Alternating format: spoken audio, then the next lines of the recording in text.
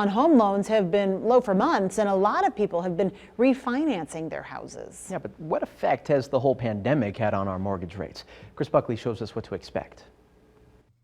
Mortgage lenders are seeing record numbers of people trying to refinance, and that's having its own effect. When we saw coronavirus make global news, interest rates went down. When we saw it make U.S. news, they went down.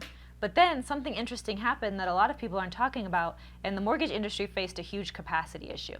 There was $5 trillion of mortgages trying to be refinanced.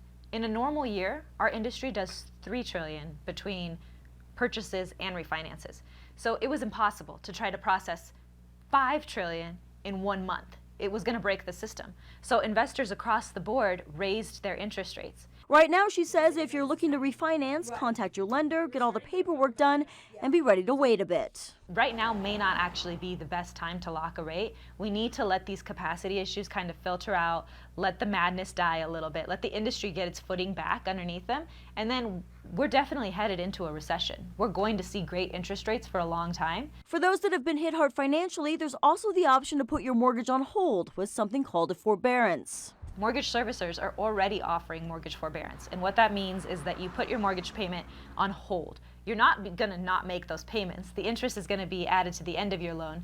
You'll basically defer the payments until a later date when you've hopefully gotten your income back in order. Some lenders are allowing up to a year for that and are getting the process started much quicker than we saw during the Great Recession. We don't want anyone to lose their homes this time around. We don't want this to turn into what happened in 2008. So the government, the industry, everyone is working together to try to protect that from happening. Working long hours to offer individualized advice. Covering the story, Chris Buckley, 2 News.